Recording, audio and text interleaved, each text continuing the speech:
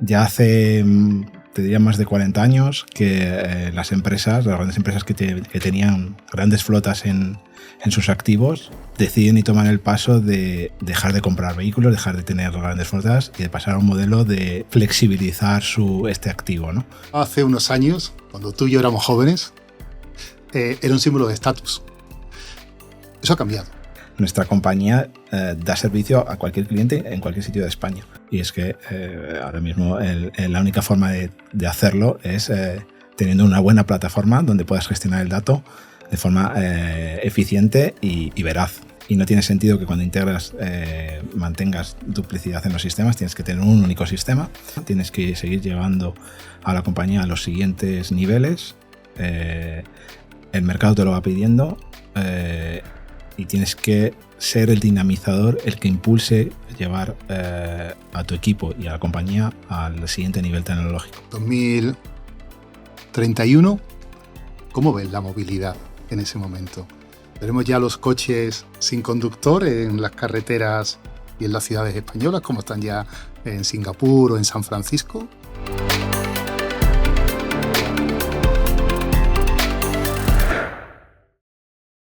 Hoy estamos en la Academia del CIO, en un episodio donde vamos a introducirnos en una industria poco conocida como es la industria de la movilidad y donde tenemos la oportunidad de entrevistar a un líder tecnológico que ha liderado la integración de dos grandes organizaciones como eran ALD Automotive y LeasePlan, líderes ambas en su segmento de mercado, el renting, la gestión de flotas, que lo han hecho en un tiempo récord, con un impacto muy bajo en sus clientes, un impacto que podemos decir inexistente, y que ha sido todo un éxito y una referencia en el sector de la tecnología. Hoy tenemos la suerte de contar en la Academia del CIO con Miguel Ángel Gómez, un buen amigo, una persona con la que llevamos varios meses intentando cerrar esta entrevista que finalmente estamos consiguiendo y al cual le damos las gracias por estar aquí con nosotros. Hola, Eugenio, gracias a vosotros por la invitación. Cierto que nos ha costado un poco cerrarla, las agendas son un poco complicadas, pero lo importante era estar y estamos aquí hoy. Antes de continuar con esta entrevista, aprovecho para recordarte que este episodio de la Academia del CIO está patrocinado por Specializa, la empresa que impulsa conversaciones de calidad sobre liderazgo y el papel de la tecnología en las organizaciones. Miguel Ángel, la industria de la movilidad, del renting, es muy desconocida y además está en una gran transformación. La sociedad en general hemos sufrido todos de la propiedad a pagar por el uso de los bienes. El cloud pagamos por los servidores en la nube, Netflix estamos suscritos. ¿Cómo ha impactado todo este movimiento de la propiedad a la suscripción en el mundo de la movilidad, en el mundo del coche? Bueno, la industria de la movilidad no era tan conocida en el mundo particular, pero sí en el mundo corporate. Ya hace, te diría, más de 40 años que las grandes empresas que tenían grandes flotas en sus activos, deciden y toman el paso de dejar de comprar vehículos, dejar de tener grandes flotas y de pasar a un modelo de flexibilizar este activo, ¿no? De ahí nace ALD, de ahí nace LeasePlan, de esa necesidad. Y después de 40 años es al negocio que principalmente nos hemos dedicado. Bien, es cierto que en los últimos años el mundo particular lo empieza a valorar, a dar sentido y como tú bien dices, a ponerlo como un servicio más flexible, de pago por uso, que un servicio más de propiedad, de tener un vehículo muchos años, ¿no? Esto le da unas ciertas ventajas que no tiene la persona que compra un vehículo muchos años, ¿no? Le da unas ventajas de que puede estrenar un vehículo nuevo cada 4 años, puede flexibilizar el pago, puede hacer upgrades, puede hacer downgrades, puede flexibilizar al final lo que necesita, ¿no? Cambia su familia, su ecosistema cambia. Él puede adaptar sus necesidades de movilidad a las nuevas necesidades familiares que pueda tener, ¿no? Y esto sí, las nuevas personas, las personas más jóvenes, los de nuevas generaciones, lo empiezan a valorar cada vez más y es donde vemos que este servicio está creciendo ahora mismo, ¿no? Tener un vehículo hace unos años, cuando tú y yo éramos jóvenes, era un símbolo de estatus. Eso ha cambiado, ¿no? Yo creo que ahora la percepción de lo que significa tener un vehículo ya no es lo que era hace 20 años. Y esto nos lleva a qué busca el cliente cuando habla de movilidad. ¿Qué busca? Flexibilidad, coste, experiencia digital, sostenibilidad, comodidad. Bueno, lo primero que busca es poderse mover, porque como la naturaleza humana, ¿no? Tenemos la necesidad de podernos mover, de podernos mover libremente. Luego, el siguiente paso que buscan es un precio asequible, ¿no? Un precio acorde a mi capacidad adquisitiva, ¿no? Y últimamente, yo creo que estamos todos mucho más concienciados la sostenibilidad, ¿no? La sostenibilidad es un punto importante en esa movilidad mucho más ecológica, mucho más con menos huella de carbono. Entonces, yo creo que son un poco los tres parámetros que más se valoran ahora mismo. Vosotros, los operadores de movilidad, tenéis un componente financiero, porque tenéis una gestión de activos, estáis regulados por los bancos centrales, si yo no me equivoco. Por otra parte, tenéis un componente logístico muy importante, tanto la compra como después la venta. Siempre digo que la compra y la venta son dos partes de operadores logísticos, pero además tenéis una vía de servicios, todos los servicios asociados al vehículo.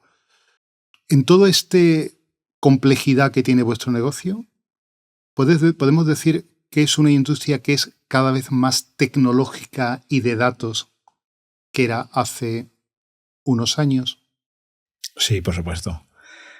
Nos vemos un mundo totalmente interconectado y globalizado. Como bien dices, nosotros cuando nos definimos, nos cuesta definirnos si somos más financieros o más empresa de servicios. Pero realmente somos una empresa de servicios. Tenemos una componente financiera importante, pero realmente somos una empresa de servicios. Una empresa de servicios que damos muchos tipos de servicios. Damos un servicio de seguro, un servicio de mantenimiento, un servicio de neumáticos, un servicio de asistencia en carretera. Esto nos obliga evidentemente, como empresa damos el servicio, pero no somos especialistas en ninguno de los servicios y tenemos que apoyarnos en muchos partners que nos den servicio en toda España, porque nosotros no tenemos nuestra compañía da servicio a cualquier cliente en cualquier sitio de España. Entonces, nos obliga a integrarnos con muchos partners, con plataformas muy heterogéneas, porque cada partner tiene su solución tecnológica, y a mover mucha cantidad de datos para dar el mejor servicio en el menor tiempo posible. Y es que ahora mismo la única forma de hacerlo es teniendo una buena plataforma donde puedas gestionar el dato de forma eficiente y veraz. ¿Dónde está hoy la batalla competitiva en vuestro sector?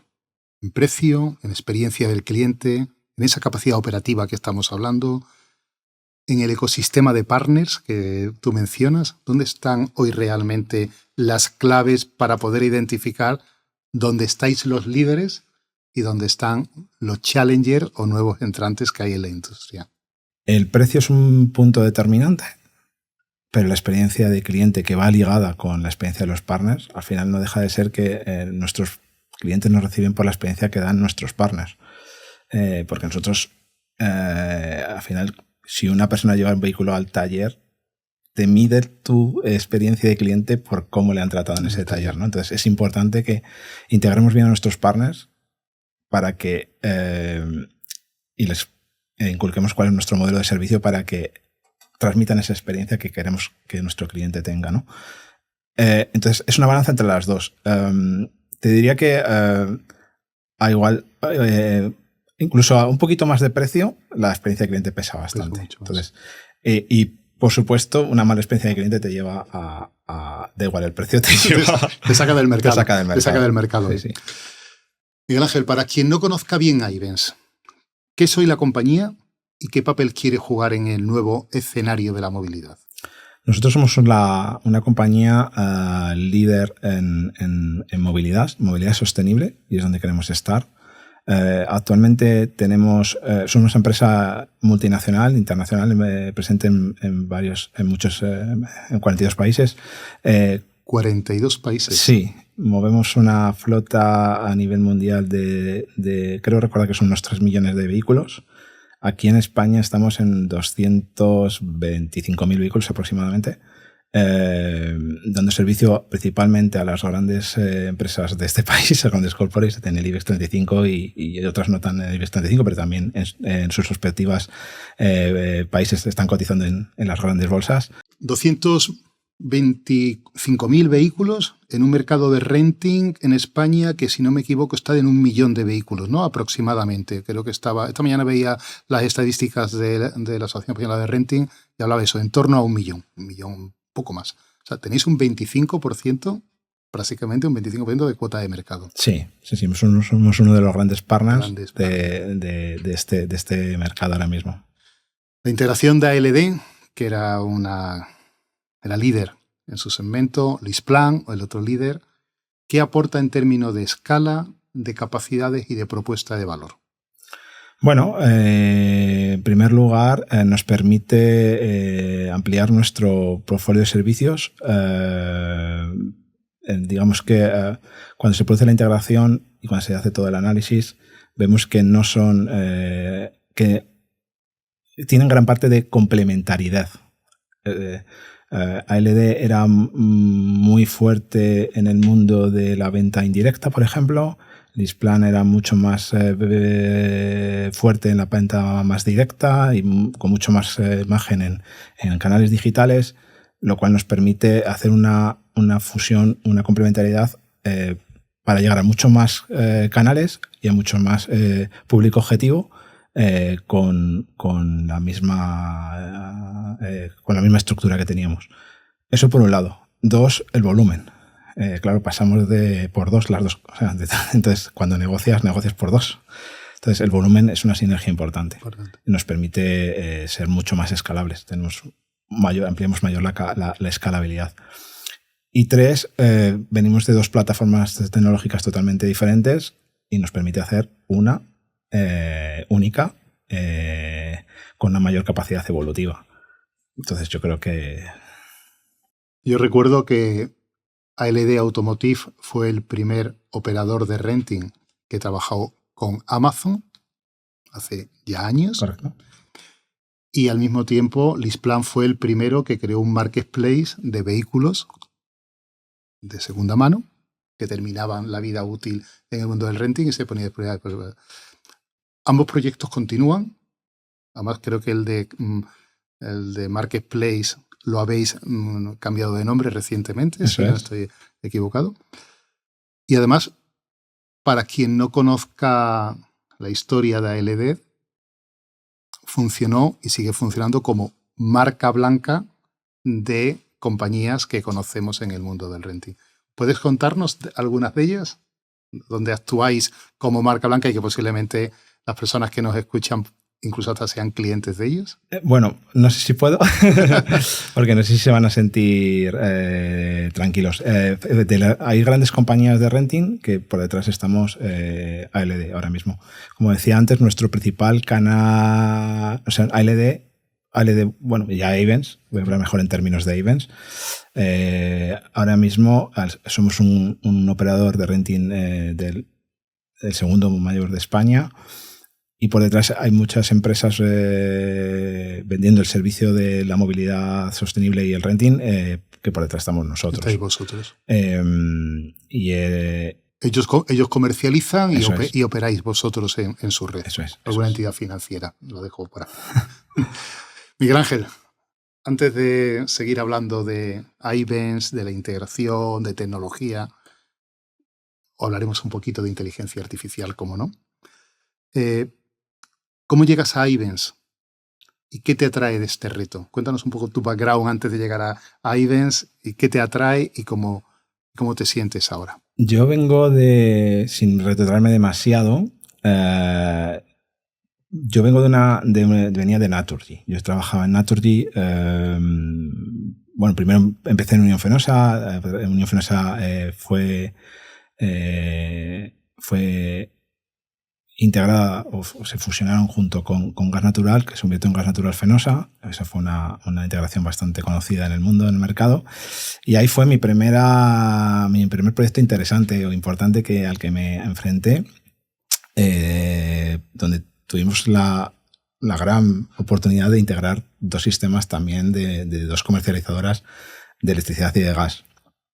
De ahí salí bastante reforzado de ese proyecto, llegando a seguir creciendo y liderando lo que eran las plataformas comerciales de Naturgy en Europa. Y a partir de ahí, pues yo estaba cómodo, estaba contento ahí, pero buscaba algún reto más interesante que me ofreciese el mercado. Y me llamaron de ALD Automotive en aquel momento y me ofrecieron un puesto de Deputy of CEO, donde me ofrecían el reto de liderar de acompañar en la transformación, porque en aquel momento el CEO que había, Germán Riesgo, estaba buscando, estaba en su etapa ya más de madurez y de salida, y buscaban pues, ese proceso de renovación, ¿no? Entre medias, ese proceso iba para poco tiempo, apenas se alargó 4 o 5 años, porque entre medias nos cayeron 2 integraciones más. Una de las cosas que más le llamó la atención a mi jefa, que es ahora la directora general, Clara Santos, es la capacidad el haber pasado por un proyecto de integración, ¿no? Entonces, ella lo único que me dijo en una entrevista fue que me prometía que íbamos a tener una integración cada año. Y lo cumplió. Lo cumplió, ¿no? Entonces, durante ese proyecto tuvimos 2 procesos de integración, el de otra entidad financiera y el de ALD y Lisplan. Aquí, en este último proyecto, fue el mayor challenge que me enfrentaron y prácticamente lo que me dejaron fue ser el líder completo de la integración, que gracias a la experiencia que tuve en Naturgy, y que agradezco a todos mis compañeros, mis jefes allí, creo que aprendí como si fuese un máster lo que era una integración, apliqué la metodología que había aprendido y creo que conseguimos que esta integración fuese un éxito. Que no significa que no hubiese dolor, porque con todas las integraciones llevan dolor. Por supuesto, ¿no? No, pero las integraciones, las migraciones, es un buen ejemplo de lo que ocurre en nuestra profesión, que es algo que no hay ningún sitio donde uno pueda ir a estudiarlo. Lo vives, aprendes y te preparas para el siguiente. Y es algo donde cada integración, yo que también viví bastantes integraciones a lo largo de mi vida profesional, cuando estaba al otro lado del mostrador, aprendes que es algo que te exige una serie de capacidades que van mucho más allá de la tecnología y que cuando encima la lideras, como ha sido tu caso, pues te exige integrar equipos, culturas, personas, decidir sobre plataformas, que es algo que muchas veces pues, nos cuesta y que lo hace bastante complicado. Siempre decimos que cuando integramos compañías es como cambiarles al avión, un avión que le hemos hecho más grande, cambiarle los motores y que el avión siga volando o incluso que coja más altura. ¿Qué papel juega la tecnología en una integración de 2 organizaciones de esa dimensión, 2 líderes en el mercado de 2 operadores de renting? Hoy ya hablamos de movilidad sostenible, en ese momento 2 operadores de renting. ¿Qué papel juega la tecnología? A ver, hoy en día es el factor clave, o sea, uno de los factores clave. El otro en una integración para mí es la gestión del cambio. Pero la tecnología, digamos que es el elemento facilitador de toda la integración, por 2 motivos. El primer motivo es hoy ninguna empresa funciona sin sistemas, con lo cual sí o sí tienes que hacerlo. Y no tiene sentido que cuando integras mantengas duplicidad en los sistemas, tienes que tener un único sistema.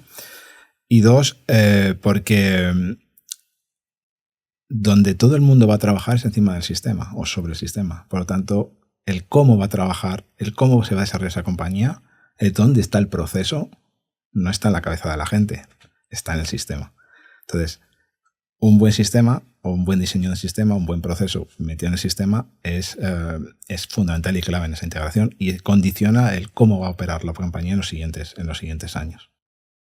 ¿Qué porcentaje dirías que del éxito de integración de dos compañías tiene la tecnología? Pues, como te decía antes, yo te diría que un 50%. El otro 50% es la gestión del cambio. Pesa mucho la gestión del cambio. Es fundamental y clave concienciar a la gente, enseñarla, prepararla para la transformación. Hablamos de transformación como una palabra muy ligera y como que está todo definido y hecho al final, ¿no? La transformación es progresiva. Sí. Tú sabes dónde empiezas, pero no sabes dónde acabas. Sí, tú conoces dos culturas previos antes de empezar, pero no sabes cuál va a ser la cultura final y no te la imaginas. Yo ya he vivido dos y lo único que puedo concluir es ni es la de ninguna de las dos origen, ni la de destino es la suma de las dos. Es otra diferente, ¿no? A mí en las integraciones me gusta hablar mucho del factor cultural, ¿no? Creo que el factor cultural nos define mucho y marca mucho. En el caso de Naturgy, que erais Fenosa Gas Natural, bueno, quizás ahí el mayor reto era que uno era de Barcelona y el otro era de Madrid, ¿no? Aunque eso sí. Le da cierta gracia. Pero cuando hicisteis la integración ALD Lisplan, que ya parece como el del chiste, ¿no? Un francés, un holandés, culturas tan distintas, ambos líderes, ambos compañías que durante mucho tiempo se han estado mirando de reojo, ¿no? Porque como son líderes, pues se estaban mirando. Y ahora de pronto nos sentamos todos en una mesa, ya somos todos la misma compañía y vamos a remar todos juntos y vamos a ir hacia una nueva dirección. ¿Cómo se viven esas integraciones culturales al tiempo que se viven las integraciones tecnológicas y sobre todo la persona que tiene que integrar equipos distintos, como fue tu caso en España? A ver, es cierto que las culturas son diferentes y claro que chocan. Incluso hablando de dos empresas que hablan de lo mismo, de renting, de vehículos, de mantenimientos, de seguros, de remarketing, de venta, de usado. Es curioso cómo, aun hablando de lo mismo, cuando entrábamos en el detalle, no hablábamos de lo mismo. Y eso fue lo primero que notamos, ¿no? Que necesitábamos crear un diccionario donde cuando uno decía extensiones, el otro hablaba de renovaciones. O sea, fíjate el concepto. Uno hablaba de extensiones, otro de renovaciones, sí. Y es el mismo concepto, pero no entendíamos lo mismo, ¿no? Porque es cierto que cuando estábamos en los procesos de definición, a veces esta terminología nos llevó a decisiones erróneas tecnológicamente, porque habíamos entendido cosas diferentes solo por el hecho de uso de palabras. Y eso nos dimos cuenta de tener que hacer una formación, una documentación que nos permitiese hablar la misma terminología, incluso previo a las reuniones establecer cuáles eran los términos del glosario, ¿no? Pero aún así conseguimos avanzar, conseguimos trabajar juntos. Yo creo que el factor clave fue el respeto. Es verdad que éramos dos competidores, pero teníamos respeto el uno por otro. Entendíamos que eran dos empresas de gran tamaño, pero que estábamos haciendo bien, cada uno en nuestro ámbito, pero lo estábamos haciendo bien y creíamos que además podíamos seguir haciéndolo mejor. ¿Cómo? Cogiendo lo mejor de los dos lados. Y en ese espíritu, en ese ámbito de trabajo, en ese ecosistema, se creó un buen clima de trabajo con mucha implicación de la gente. Por supuesto que hay momentos difíciles, momentos de frustración, de no me entiendes, no te entiendo, pero siempre había un afán de querer construir y querer superarnos, ¿no? Y eso nos llevó a seguir trabajando, a tener mucho grado de implicación, muchas horas de trabajo, mucho esfuerzo, porque creíamos que al final creíamos en el proyecto y creíamos que íbamos a construir una compañía mucho mejor. En torno a la cultura, hoy te puedo decir que también hemos construido la cultura. Estamos construyendo, sí. Lo cual me gusta porque une. Sí. Hacer cultura une. No, y además yo creo que una cosa que también os ayuda mucho es la transformación de la industria. O sea, porque evidentemente la industria del renting en 2019 no es lo que es hoy en 2026, con lo cual también integrar y tener que enfrentarse a un nuevo reto como industria, yo creo que también ayuda mucho. Has dicho antes una cosa que es cierto, ¿no? O sea, vosotros erais dos compañías muy complementarias. Uno jugaba mucho en el segmento de particulares, otro jugaba mucho en el segmento corporate, operador marca blanca, esto quizás no tanto, y la suma de los dos ha hecho una gran compañía y que además lo habéis hecho muy bien. Me consta que la experiencia de vuestros clientes, tanto los individuales como los corporate, es muy, muy, muy positiva y vuestro NPS así lo refleja en el mercado. Miguel Ángel, en un entorno tan complejo como el que tenéis vosotros, que es muy complejo, hemos dicho, tenéis un componente financiero, un componente logístico, un componente de servicios, operáis como marca blanca para muchas compañías, que otras que comercializan, que está redefiniéndose. ¿Cómo cambia el rol del CIO cuando es en la integración y en la industria en cambio? Para mí son dos CIOs. El rol del CIO en una integración lo noté cuando terminamos la integración. Digo, ahora ya no puedo seguir en el modo en el que estaba, tengo que ser otra cosa, ¿no? Durante la integración solo tienes un proyecto en la cabeza. Para ti es integrar, ese es tu objetivo, es por lo que se te va a medir. La integración, no olvidemos que tiene dos partes importantes, que es crear o adaptar la funcionalidad, por un lado, y migrar. Migrar tiene una complejidad que sí que luego hablamos un poco más en detalle, porque se subestima mucho en estos proyectos y fue una de las cosas que yo creo que he aprendido y que no me han enseñado que vas aprendiendo. Pero cuando eres el rol del CIO de la integración,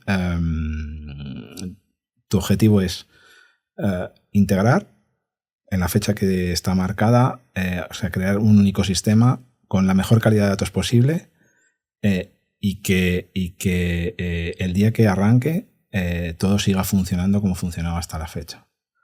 O en la mayor, en la mayor medida de lo posible. Entonces, tu objetivo es crear, probar, crear, probar. Cuando eres un CIO fuera de la integración, tu rol cambia. Te conviertes por supuesto, en una persona que tiene que velar porque la producción se mantenga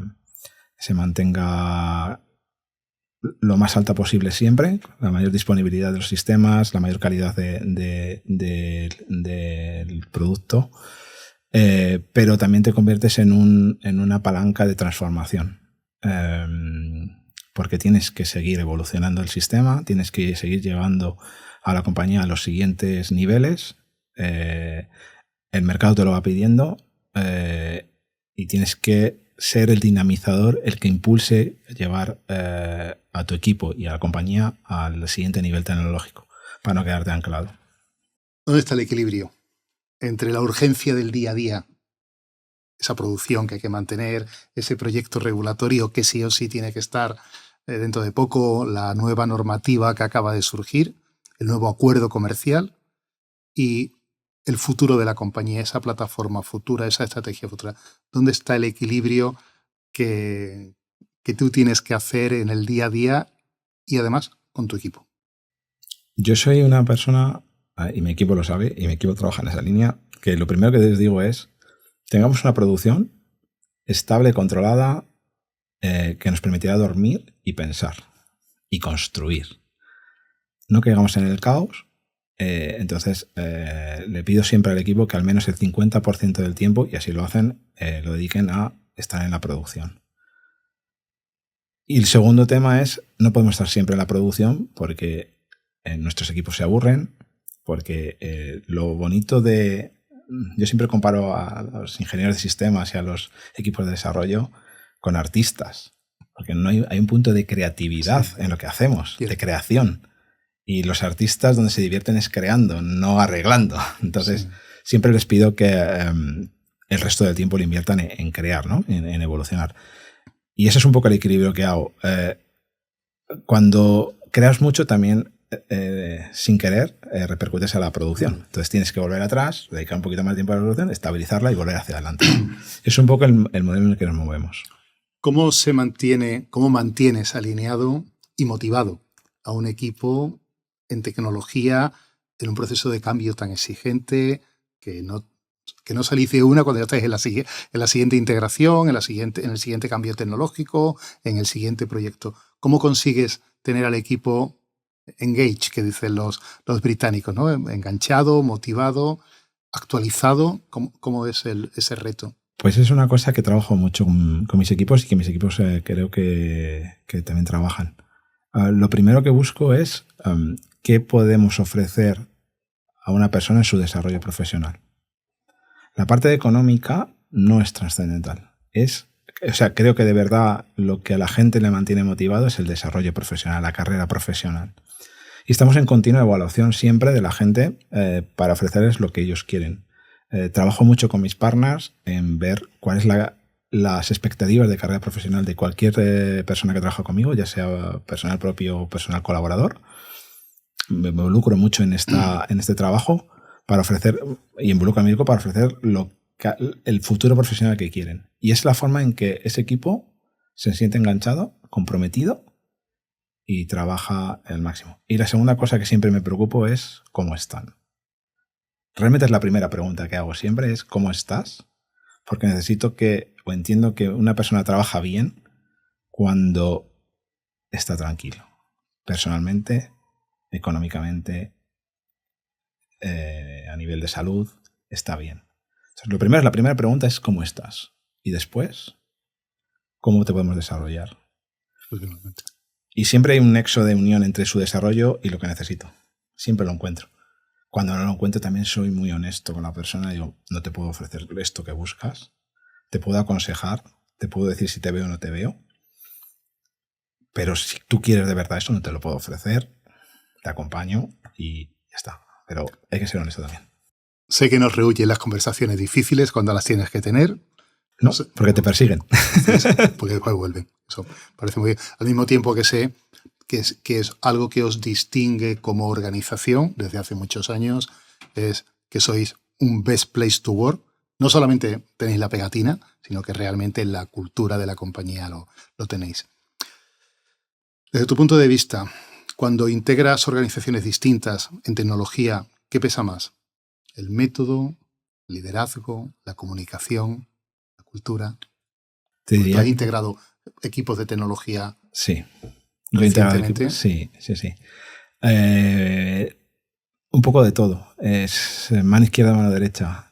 Ninguna es palanca ganadora y ninguna es palanca perdedora. Lo que tienes que ser hábil es para ver cuándo aplicas cada una. Hay momentos de incertidumbre que el equipo necesita un liderazgo y que necesitan seguirlo. Hay momentos de ordenamiento, de tranquilidad, de que la gente se sienta ordenada y necesita metodología, método. Es verdad que el método te da una base, que lo que yo digo es, todo el mundo se queja del método o de la metodología porque lo considera una burocracia, un rollo, repetir lo mismo, pero es de aquellas cosas que no se ven, pero se sienten. Cuando hay una rutina, un método, la gente trabaja de forma tranquila, porque sabe qué es lo que viene después. ¿Y qué se espera de ellos? Claro. ¿Qué se espera de ellos? Miguel Ángel, 2031, ¿cómo ves la movilidad en ese momento? ¿Veremos ya los coches sin conductor en las carreteras y en las ciudades españolas, como están ya en Singapur o en San Francisco? ¿Veremos camiones transportando mercancías en las carreteras, como nos dicen que vamos a llegar? Y en todo este escenario de movilidad, ¿cuál va a ser el rol de operadores como vuestra compañía? Muy buena pregunta. Espera que te doy la bola de cristal. No, es broma. Estamos en un momento de bastante incertidumbre en el sector de la movilidad. Tenemos ahora mismo un sector europeo que está en horas bajas porque tiene una competencia que les presiona mucho, especialmente, no prácticamente de China, también está Estados Unidos, especialmente Tesla, pero el sector chino. Europa también presiona mucho con la parte sostenible, forzando a las compañías a ir a un modelo más eléctrico. La IA como herramienta tecnológica que está en todas partes y no menos en la automoción. por supuesto con las ayudas al conductor, pero también con todas las pilotos que ya se están trabajando para el tema del coche autónomo y el transporte autónomo. Es una pregunta difícil, pero la realidad es que se está yendo rápido. Yo creo que en el 2031 estaremos en un modelo, no te voy a decir 100% autónomo, porque a mí me gusta conducir y yo creo que no seré capaz de renunciar a eso porque es un tema personal, pero que habrá muchos coches autónomos en España, yo creo que seguro.